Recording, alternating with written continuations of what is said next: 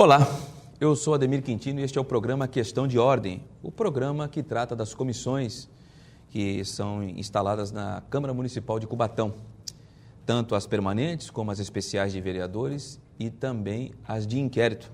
Recebemos na edição do programa de hoje o vereador Ademário da Silva Oliveira, ele que presidiu duas comissões recentemente, tanto a que tratou do Ecopátio como dos contratos investigados na Petrobras. Vereador Ademário, obrigado pela tua presença aqui no Questão de Ordem, satisfação em tê-lo conosco.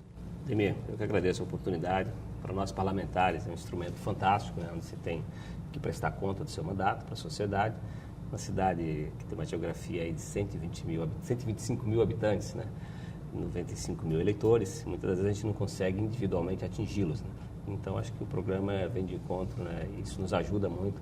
É obrigação de qualquer agente público fazer prestações periódicas das suas atividades, quer seja no parlamento, os que ocupam o cargo do livre provimento. Afinal de contas, nós recebemos dinheiro público e temos a obrigação de prestar contas.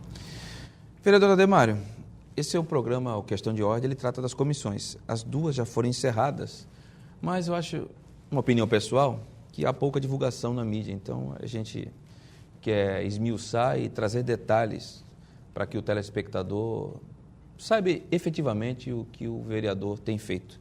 Recentemente, Vossa Excelência presidiu a CPI da Ecopátio e, já que está na moda, semanas atrás foi divulgado na grande imprensa que a Petrobras, através de atos de corrupção, mais de 6 bilhões foram desviados da maior empresa estatal do país.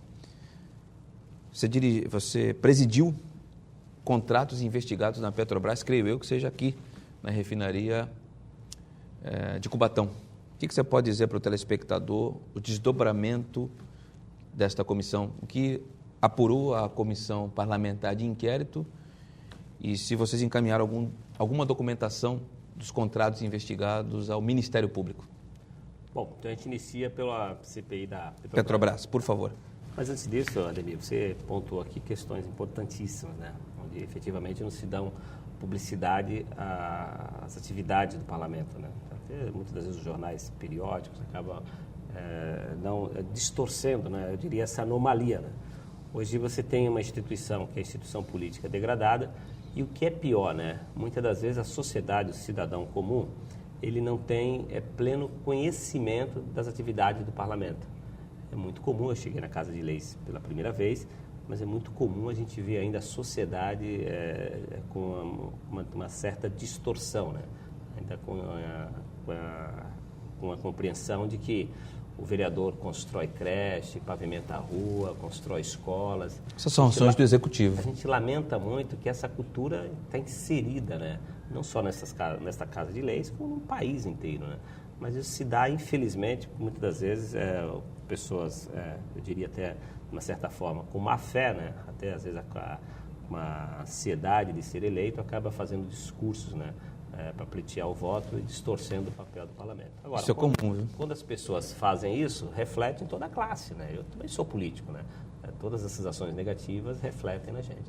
Então, é importante também passar isso para o eleitor, é oportuno, né?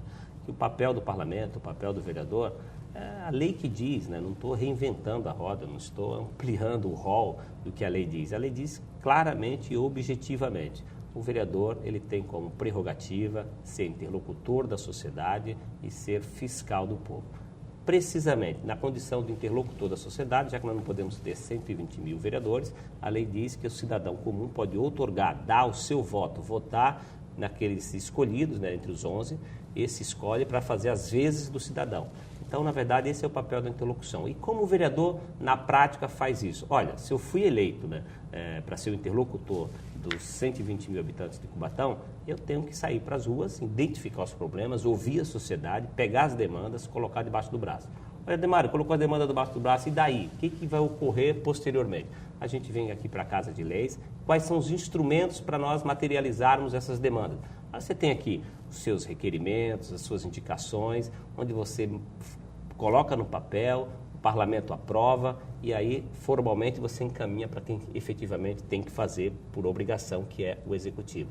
E isso a gente faz. Se você pegar, por exemplo, eu tenho ido nos bairros, recentemente gravei um vídeo nas redes sociais, um canal da Vila Natal aberto, onde eu apresentei um requerimento aprovado por unanimidade no parlamento há mais de 8 meses, né? Não só o canal, a escola também está totalmente deteriorada, e eu gravei o vídeo e disse, olha, está aqui, eu fiz a minha parte, eu preciso ter uma interlocução com a sociedade para que a sociedade acompanhe efetivamente, porque senão fica aquela impressão que político não faz nada, não trabalha, aquela cultura, que a sociedade não tem culpa, são as manchetes negativas, que seja no Congresso, nos jornais, televisão constantemente, e aí uma hora chega, olha, sendo político, generaliza, todos não prestam, coloca todo mundo dentro do mesmo saco. Eu quero dizer que eu não faço parte desse rol, eu tenho pautado meu mandato com seriedade, trabalho. Então, na condição de interlocutor, eu tenho uma pasta, mapeei a cidade por bairro, todas as minhas ações estão documentadas, e toda vez que a gente vai nos bairros, a gente leva a nossa pasta e mostra efetivamente as nossas ações. Tanto que as pessoas foram quase 6.000 pessoas alcançadas na minha fanpage com esse vídeo, né? E quantas pessoas nas ruas, que hoje nós temos essa ferramenta fantástica, que são as redes sociais, Sim. que as pessoas cada vez mais Sensacional. Isso é fantástico. Então, na condição de interlocutor, é isso, esse é o nosso papel. Agora, na condição de fiscal, você tem as comissões especiais, você tem as CPIs, que são as comissões parlamentares de inquérito, muitas vezes aqui popularmente CPI, né? Aqui é comissão de investigação, mas só muda a nomenclatura. A nomenclatura, mas a finalidade é a mesma. Eu prefiro tratar a CPI porque já é um termo mais popular, até porque o Congresso se encarrega de dar publicidade, então a gente acaba utilizando o termo CPI. Então, na condição de fiscal, você usa a CPI, você usa as comissões especiais de vereadores, e se administrativamente, que são essas duas ferramentas, você não conseguir os objetivos alcançados, você recorre ao judiciário, você vai ao órgão ministerial, que é o Ministério Público, faz representações, elenca ali as suas ações, e esse é o papel efetivo do parlamentar. A gente lamenta muito que a gente anda nas ruas e as pessoas cobram, olha, a rua está toda esburacada, a escola caindo, faltando vagas em creche, e a gente se sente impotente porque efetivamente não é o nosso papel, então a gente aproveita esse momento para também prestar esses esclarecimentos para o cidadão. Importante. Eu tenho certeza que se a gente não mudar o mundo, mas mudar 10 pessoas ao nosso redor, a gente está contribuindo para um mundo melhor. Então, todos aqueles que estão nos assistindo, eu acho que ouvindo isso vai ter uma percepção do que é realmente o papel do vereador e cobrar com mais sensatez e mais severidade. Porque o que vai garantir, obviamente, a reeleição, ou para quem pleiteia alçar voos mais altos, você tem que garantir, porque o voto é fruto de uma relação de confiança e conquista. Agora, como você vai conquistar se você, obviamente, não tem, se tem uma distorção do que você faz? Então, o momento é muito oportuno para que a gente preste esses esclarecimentos e a sociedade possa acompanhar o teu mandato de perto. Porque nas paredes internas as pessoas não acompanham. A sociedade ainda não adquiriu o hábito cultural de assistir, porque acha uma coisa cansativa. E já vem de longa data isso. E a gente não consegue atravessar fronteiras com as nossas atividades no parlamento. Então é muito oportuno estar aqui prestando esses esclarecimentos, porque com a ferramenta de fiscalização, onde nós vamos entrar aqui efetivamente no seu questionamento, nós presidimos 2 CPIs de grande importância, né? Mas de grande importância mesmo. A CPI da Tomé, onde inicialmente nós estávamos apurando a relação de emprego entre a Tomé e a refinaria, né? Que a refinaria passou por uma adequação, né? Todos comentam carteira de diesel, né? Na verdade, o nosso diesel produzido no Brasil, ele não atende os parâmetros internacionais. Então, você não consegue, por exemplo, exportar. Se você atende o mercado interno e sobrou quer exportar, por conta de não atender os padrões, né, pela quantidade de enxofre no diesel, né, o mundo não quer mais saber de poluentes. Então, nós estamos atrasados. Então, nossas refinarias produzem diesel ainda com alto índice de enxofre. Então, a Organização Mundial da Saúde estabelece parâmetros e para a refinaria atender esses parâmetros tem que fazer uma super adequação, que todo mundo falou, olha, a Tomé veio aqui para fichar-se na carteira de diesel. A carteira de diesel nada mais é, onde a refinaria de Cubatão, o presidente Bernardo, teve que fazer uma adequação, né, na sua usina para poder diminuir a quantidade de enxofre no diesel para estar apto para exportação. Nisso, a empresa Tomé contou com uma mão de obra de aproximadamente 5.000 pessoas. E a nossa CPI foi para apurar a relação de trabalho entre a Tomé e a refinaria. Tinha condições subhumanas, falta de banheiro. Você imagina 5.000 pessoas na fila para almoçar e não tinha uns restaurantes adequados, canteiro inadequado. Então, as pessoas estavam passando ali por momentos difíceis. Eu achei por bem instaurar uma CPI para que apurássemos essas irregularidades. No decorrer das nossas apurações, nós nos deparamos com questões, eu acho assim, muito mais relevantes, né? Porque tratava a questão de dinheiro público, né? Sim. E aí, obviamente, quando nós começamos a convocar as pessoas das empreiteiras ali envolvidas, não só a Tomé, porque se convoca uma é que nem delação, né? O delator, né? Ele traduzindo hoje, né? Nós que somos um pouco mais antigos... O dedo duro. É o cagueta, né? Exatamente. Traduzindo popularmente, o delator é como se fosse o cagueta do passado. E você começa a fazer, delatar a investigação, você começa a ramificar e vai atingindo pessoas. E nisso nós estamos convocando outros agentes, outras empreiteiras. E aí, pasme, né? O que nós chegamos a conclusões? Porque as empreiteiras, vendo o nosso trabalho, a seriedade do nosso trabalho, começaram a gritar, dizer assim, não, a gente não paga os funcionários porque isso fica pelo caminho, isso também fica pelo caminho. E o negócio da CPI que iniciou como objetivo foi ganhando corpo. Tentamos convocar por diversas vezes o presidente da Petrobras e eles mandaram em torno de 12 advogados me procurar, não recebi nenhum, não uma questão de vaidade, uma questão de ética, eu não vou estar presidindo uma CPI e receber advogados no meu gabinete. Mandavam todos para a comissão da casa, não estava lá, porque é público, eles poderiam ter acesso aos atos. Vários ofícios, isso é público, porque está aqui arquivado na Casa de Leis, eles se negaram a vir, porque dizendo que a CPI municipal não tinha competência administrativa para convocar o diretor da Petrobras local. E nós entrávamos em conflito, porque o nosso advogado, eu também como advogado, entendia que a lei fazia menção a autoridades. Eu não entendo que o presidente da Petrobras é autoridade. A autoridade deve ter um outro conceito. Mas, enfim, entramos numa batalha jurídica, mas isso não me impediu de ir até a Petrobras. Peguei lá o tal de Giro Marcelo, ironizou, perguntou se eu era delegado, eu tive que bater na mesa, o clima ficou pesado. Mas, em resumo final, com todas as supostas irregularidades apuradas, nós encaminhamos para Brasília, através do deputado Bruno Covas, que hoje é o subrelator da CPI, coincidentemente, né, o subrelator da CPI da Petrobras, e que eu fiquei feliz que as irregularidades as supostas irregularidades apuradas por nós, depois foi objeto da Lava Jato, né? A Lava Jato denunciou, né, apurou a irregularidade nos dois contratos, tanto da Tomé, que nós apuramos, quanto da Tequinte. Então, eu acho que esse é o trabalho. Ambos aqui em Cubatão, não? Ambos aqui em Cubatão. E esses são os trabalhos que ficam nas paredes internas, a sociedade não acompanha, isso dá muito trabalho. Você imagina presidir uma CPI, são 90 dias ali, 45 dias, eu pedi a prorrogação, mas assim, diuturnamente, né? Eu levava trabalhos para casa. Quem eram os membros da tua comissão, ali de você, Ademar? Você era o presidente? O vereador Dinho, relator, e o César, membro, né, na CPI da Petrobras. E essas o cinco... Dinho ajudou muito nessas investigações, mas eu acho que assim, eu fiquei feliz com o resultado prático e do que nós apurávamos, supostamente, se tornou uma realidade aí com a Operação Lava Jato. E essas 5.000 pessoas que foram contratadas pela empreiteira que você citou, em condições subhumanas, eram todas de fora daqui da cidade? Eu sei que, antes que você me puxe a orelha até com absoluta razão, a Constituição Federal diz que nós temos o direito de ir e vir. Então, nós não temos a permissão nem autorização de brecar que venham trabalhadores de outros estados e de outras cidades trabalhar em Cubatão. Mas eu não sei se foi uma preocupação da tua comissão, essas 5.000 pessoas que trabalharam para esta prestadora de serviço, a grande maioria, creio eu, que tenha sido de fora. Então, Ademir, na verdade, assim, nem foi o alvo naquele momento. Mas o que acontece? Eu sou advogado e eu tenho que ter coerência no que a gente fala aqui, porque nós somos formadores de opinião. Sim. A gente também não pode, obviamente, por conta do voto ou pela manutenção do mandato, estar pregando em incoerências, né? E o direito de ir e vir é a Constituição que consagra. Ninguém está aqui reinventando absolutamente nada. Desde 87. Como Campinas, né? A Constituição de 88, né? 88, isso. Campinas, por exemplo, não só Campinas, como essa cidade industrial também agora que me fala. Paulínia. Então, lá você pega lá, não existe nenhuma lei, porque assim, você não pode, lei local, ferir nem a Constituição Estadual, nem a Constituição Federal.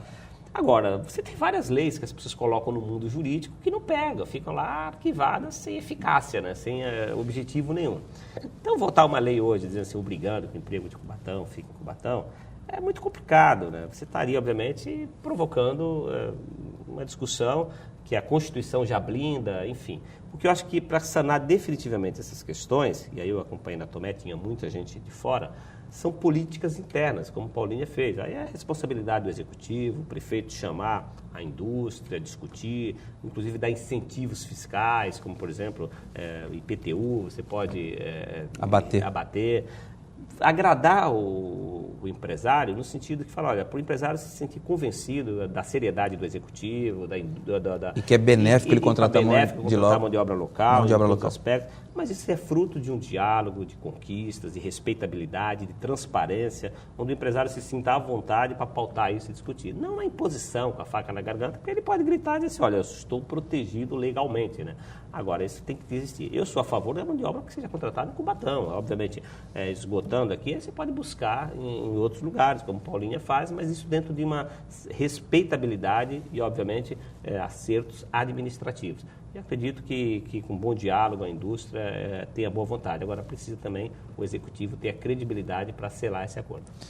Vocês mandaram a documentação para o Ministério Público? Sim. Todos os relatórios nossos, nas nossas apurações, não só encaminhamos para o MP, como encaminhamos também para Brasília, para que fosse anexada nas investigações da CPI que já estava rolando das investigações da Petrobras. Outra CPI que você presidiu recentemente foi a CPI do Ecopátio. Quais foram os desdobramentos, vereador Ademário? Essa, assim, eu particularmente, aí eu falo um pouco, não dá aqui nesse programa para você tirar a investidura de vereador e falar como cidadão, né? Mas, claro, como cidadão eu diria assim, isso me dói, né? Como vereador, eu tenho a sensação do dever cumprido. Você está falando de uma área de 5 mil metros quadrados, no coração do polo industrial, onde a concessionária, né, Ecopátio, explora a área, pagando apenas R$10 mil de ônus de concessão. Né? Aí você não se fala em aluguel. Aluguel é quando você tem o locador e o locatário. O município não está alugando. Ele abriu uma licitação para que quem ganhasse a concessão explorasse a área. Por isso que se fala em ônus de concessão. R$10 mil apenas de ônus de concessão e isenta de IPTU, numa área de 500 mil metros quadrados. Absurdo, né? Não, isso é um absurdo, né? Um absurdo dos absurdos, né? Você está falando de uma empresa que fatura 40 milhões mensais líquido e deixa de contribuição para o município R$10 mil. Isso nos entristece, né? Agora, eu coloquei o dedo nessa ferida e fiz uma investigação com muita seriedade, elogiada inclusive pela a procuradora do grupo Eco Rodovias, né? Ela disse abertamente no meio das investigações que nunca na vida dela, mesmo aposentada como procuradora do Estado e também exercendo a atividade de advogada do grupo Eco Rodovias, ela disse abertamente que nunca participou de uma CPI na vida pública com tanta seriedade. Porque não é CPI para criar dificuldade, vender facilidade, como outrora a gente costuma ver muito isso, né? Nós fomos a fundo, né, e pegamos irregularidades, entregamos mastigado para o Ministério Público. Tanto que o relatório final foi exposto aqui. Fiz questão de chamar o Ministério Público, todas as autoridades, para dizer assim, o que nós apuramos foi isso aqui, deixar a coisa com muita transparência, para dizer assim, olha, temos dúvida do relatório, está aqui, abertamente, para questionamentos, etc, etc, etc.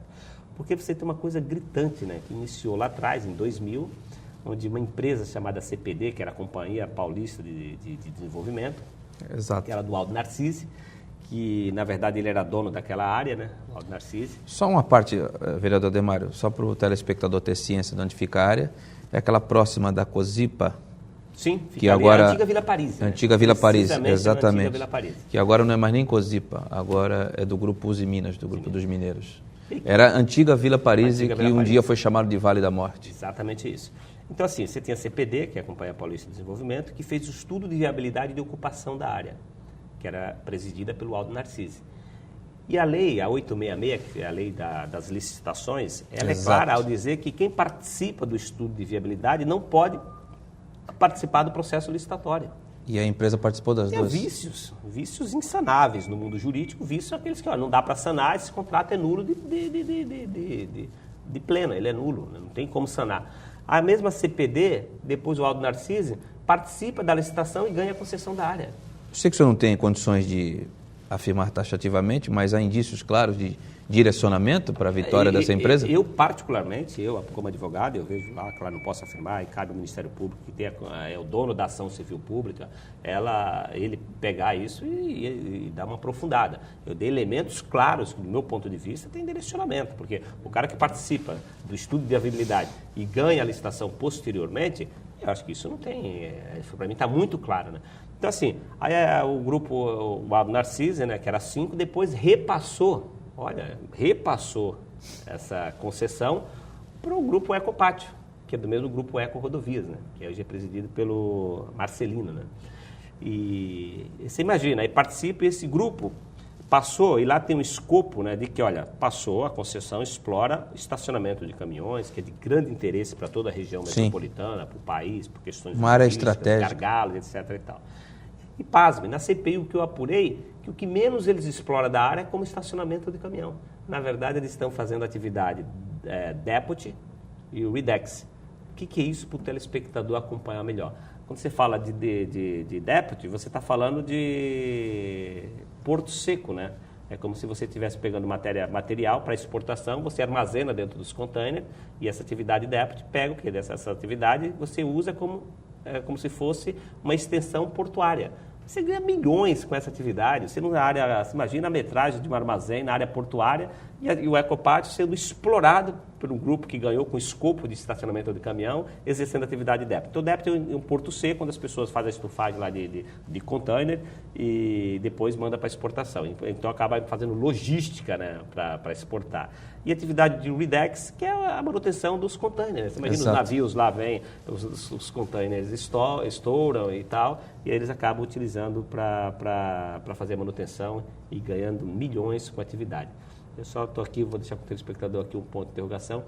Na descrição do Deputy e do Redex eu não inverti, mas eu acho que não foge disso, só também a inversão do Redex e Deputy.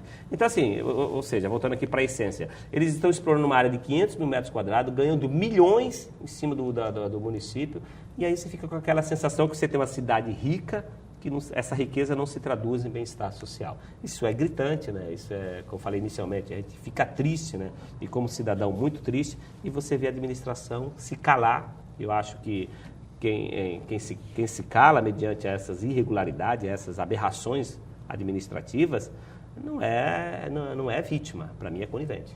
Essa é a minha análise pessoal. Quem se cala não é vítima, é conivente.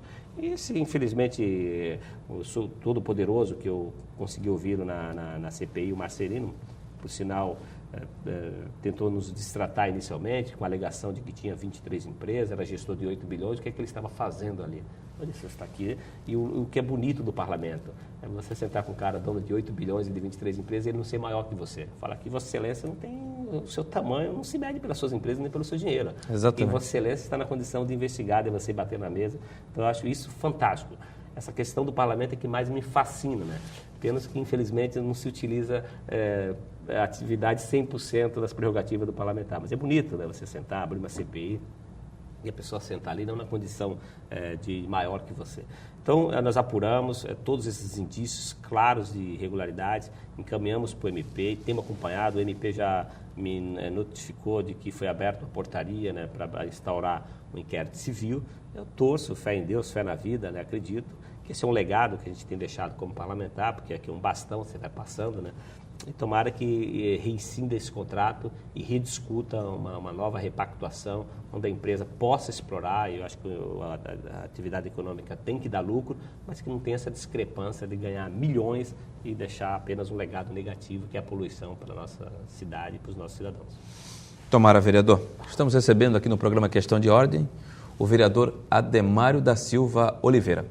Vamos a um breve intervalo comercial e já retornamos.